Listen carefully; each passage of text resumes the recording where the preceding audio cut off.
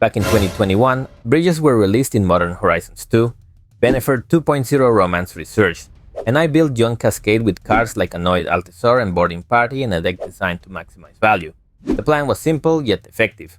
Keep the early game under control with removal spells like Cast Down, Snuff Out, and Chainer's Edict, then resolve a Cascade creature to swing the momentum in my favor by flooding the board with free value. Since then, the deck has evolved with every new set release, and today I will go over its latest version. An obvious inclusion was to add Riding Chrysalis, a card printed on Modern Horizons 3 that's been a staple of many decks of the format.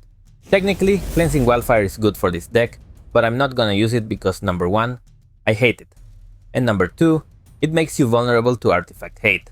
Instead, I use land cyclers like Troll of Khazad-dûm and Generous Int.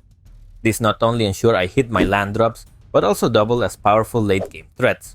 Since I will be sending creatures to the graveyard, I thought adding a Pit Keeper to the mix would be good, as a cheap way to return a creature to my hand, along with other similar recursive cards like Urborg Repossession, Ardent Elementalist and Pulse of Murasa to never run out of gas. With these changes, I put together a deck. I slammed it onto a league. First up was Burn, and honestly, it was a breeze. I played a Weather the Storm, and Burn couldn't keep up. Next was Red Synthesizer. This one was a nail-biter. I managed to cascade into removal at just the right time. Lucky? Maybe, but hey, a win's a win. On match 3, we played against an elf player. They were doing elf things, but I managed to stall long enough to time them out. Match 4, we faced a blue deck, and things didn't go my way. They had answers for days, and I just couldn't push through. Final match of the league, and it all came down to a Bushwhacker off the top. Yep, they drew the exact card they needed and took me out. A 3-2 result isn't bad, but the deck had some clear issues. I was getting mana screwed way too often, so what's the fix? More lands or more mana cyclers? I went with mana cyclers because honestly, if I'm going to flood, I'd rather have a big creature than a land that does nothing. This card, it was fine on paper but dead most of the time in practice. Visionary was okay, but I wanted to see if Repurposer could do more work. With these tweaks, I'm feeling a lot better about the deck. Time to queue up and see if version 2.0 can crush it. Alright, I jumped into a second league with these changes, and it looks like my opponent is on Mono Blue Terror again, just like my last loss in the previous league. This matchup is tricky because I don't have cheap plays to apply pressure early on, but I think we can outmaneuver them by leading with my Chrysalis. The idea is to set up my Cascade creatures so I can cast spells for free and generate some momentum. The opponent started with a Delver of Secrets, but I wasn't too worried. I have removal spells that can bait out counterspells, and if that fails, I can just play the Chrysalis to block the Delver, forcing them to hold multiple answers. They flipped the Delver right away, which wasn't great, but I stuck to the plan. I led with a Snuff Out, fully expecting a counterspell, and sure enough, they countered it. I followed up with a Terminate, which also got countered, leaving me at 13 life. Now, it was time for the Chrysalis. I untapped and cast it, but they had a Force Spike ready to stop it as well. Not ideal. They drew 2 cards and kept the pressure up, but importantly, they tapped out. This gave me an opening. After taking 3 damage from the Delver, I gambled by casting a Boarding Party. The Cascade trigger hit an Avenging Hunter, allowing me to take the initiative. This wasn't perfect, as they could reclaim the initiative post-combat, but it put them down to 14 life and set up lethal if I resolved the second party. On their turn, they played a Tolarian Terror and used removal to deal with my Hunter. I opted to put the Hunter on top of my library rather than the bottom, ensuring I could cascade into it again later. My next turn was big. Both my creatures resolved and I stacked the counters from the initiative on my dinosaur to ensure it could survive combat with the Terror. For now, I attacked with both red creatures, dropping them to 2 life as they chose not to block. On their turn, they drew a couple of cards, but it wasn't enough. Realizing they couldn't stabilize, they conceded, and that was game. For game 2, adding Pyroblast was a big upgrade. It works as both removal and a counterspell for their key plays. A second Throne of the Black Rose could help outvalue them while trading efficiently with their terrors, and Nihil Spellbomb slows them down by preventing them from chaining multiple big creatures in a row. Of course, I drew none of those cards in my opening hand, but I decided to keep it because the Eldrazi seemed strong enough to carry. As usual, my opponent started with a turn 1 Delver of Secrets, but it failed to flip on turn 2. I took the opportunity to fix my mana as best as I could in the early game. On turn 3, they managed to flip the Delver and passed. I cast an Eldrazi Repurposer, and to my surprise, it resolved. On their turn, they played a Murmuring Mystic, which was bad news, and hit me for 3 with the Delver. I untapped and luckily found removal for the Mystic, getting rid of it immediately. I also grabbed the Forest and attacked for 3 before passing. The opponent played another Delver and attacked again. Back on my turn, I decided to cast Chrysalis, knowing that if they dealt with it, I could follow up with another Repurposer. They let the Chrysalis resolve, signaling they didn't have counterspells in hand. I attacked, but they used Echoing Truth to bounce both my Repurposer back to my hand, giving them a huge tempo advantage. Fortunately, their new Delver failed to flip, which meant they either drew a Tolarian Terror or a land. And it turned out to be the latter. They made a mistake by attacking, so I blocked and took out the Delver. On my turn, I cast an Avenging Hunter to take the initiative and followed up with an Eldrazi Repurposer, confident that they wouldn't be able to push through my defenses next turn. Unfortunately, their Delver flipped, revealing a blue Elemental Blast. They also cast Sleep of the Dead, tapping down my Chrysalis so they could attack in the air for 3 and steal the initiative. Post-combat, they tapped my Hunter to prevent my Dinosaur from attacking, so I responded by casting Chrysalis again, followed by another Repurposer before passing the turn. They played a Cryptic Serpent and passed back. Now it was time to spin the wheel. I cast Annoyed Altisaur and the Cascade hit another Avenging Hunter, allowing me to stack counters on the Repurposer. With my board ready, I applied maximum pressure by attacking with my biggest creatures, bringing them down to just 2 life. On their final turn, they desperately tried to find answers for my board, but it was too much to handle.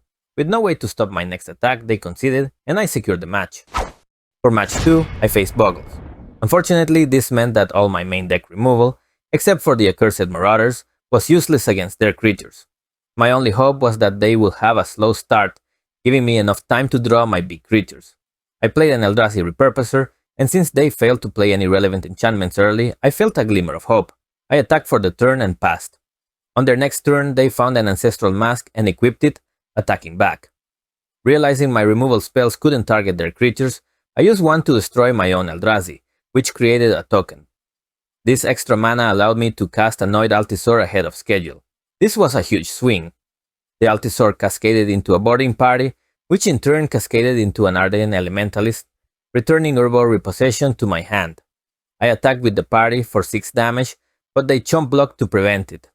The game took a bad turn when they played a second Ancestral Mask, followed by Sentinel's Eyes, allowing their creature to grow beyond my board's reach. My new plan was to go wider. I looted away a landscape and returned both an Ent and a land to my hand with Urborg Repossession before passing the turn. I figured I'd be fine as long as they didn't find a way to grant their creature trample or lifelink. As expected, they found the enchantment I feared most, but luckily, I was able to trade 2 of my creatures to neutralize their biggest threat. They chose to pass the turn instead of attacking. I began to rebuild my board and thought I could secure a win as long as they didn't find their first strike enchantment. Naturally, they drew it, but in a surprising twist, they didn't attack. Now, after doing some quick math, I realized I could turn the game around. Here's how. First, I used removal to deal with their token, limiting them to blocking only 2 creatures. Then, I returned cast down to my hand and attacked with my board.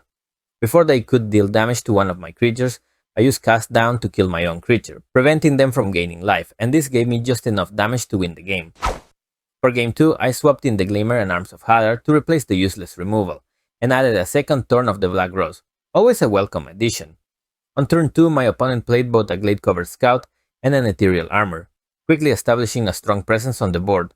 I made a crucial mistake by removing the Ethereal Armor instead of the Utopia Sprawl that was fixing their mana. This misplay gave them the mana to cast an Armadillo Cloak, and while I tried to stabilize by casting an Eldrazi Repurposer, they simply followed up with a second Armadillo Cloak and a Rancor, overpowering my creature and attacking for massive damage.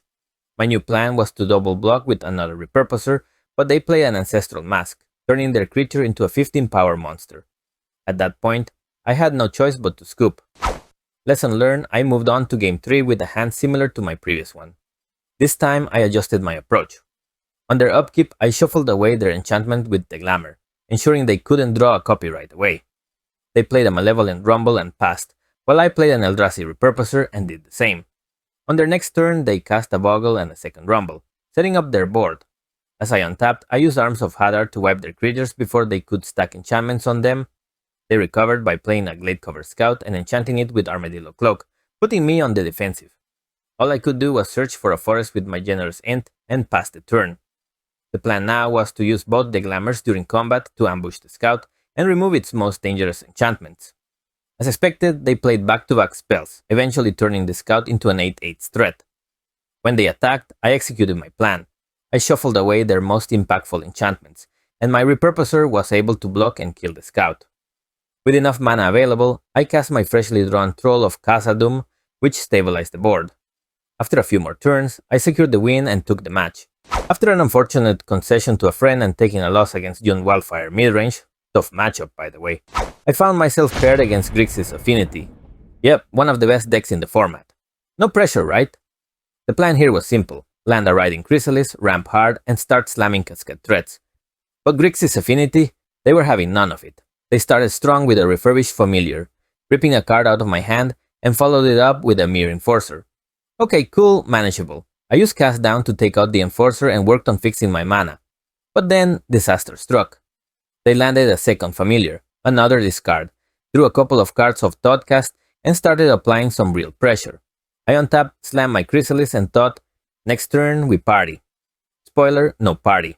My opponent had Cast Down for my Chrysalis and dropped a Shaman that threatened to blow up my board. Both Familiars smacked me for 6, leaving me at 14. Not great. Desperate to stabilize, I looted away a generous end for a land and played Boarding Party, cascading into Eldrazi Repurposer. I swung for 6, thinking I might be able to turn things around. Nope. They sacrificed their Acre Wellsprings to the Shaman, wiped my board, and dropped me to 10. With no good outs, I scooped it up. Time for sideboard. I brought in every piece of artifact hate I could find. My opening hand had a Deglammer, so I kept. Turn 2, their bridge, gone. That felt great. We both played some setup turns until I hit enough mana to cast Boarding Party, cascading into a second Riding Chrysalis. I swung, but they had some slick plays, blocking with their Enforcer, then sacrificing it to Reckoner's Bargain for life and card draw. On their turn, they played another Enforcer and passed. I fired back with Annoyed Altisor, cascading into Ardent Elementalist, which got me back Urbor Repossession. Things were looking good until I made a mistake, not dealing with their Blood Fountain. They used it to bring back 2 creatures, but I managed to clear them with Cast Down and Deglammer, regaining control of the board. Next turn, I returned Boarding Party and a land with Repossession, then played Eldrazi Repurposer. They pulled off a sneaky move with Kenku Artificer, turning a land into an indestructible creature. That could have been bad, but I top-decked another Deglammer to handle it. From there, the game tilted in my favor. My second Boarding Party cascaded into Thorn of the Black Rose, giving me the Monarch. After some back and forth, I reclaimed the Monarch, top-decked an Altisor into Cast Down, and swung with my team. Despite losing a few creatures, I put them in a bad spot, forcing the scoop. This one started a little dicey. I had to mulligan a mediocre 7 into a questionable 6. Thankfully, I found a land cycler to fix my mana, and grabbed the green source for the Deglammer. My opponent. They were stuck on 1 land. Brutal. I immediately punished them by hitting their bridge with the Deglammer. They missed another land drop, and that, my friends, is how Jund rolls into 2025.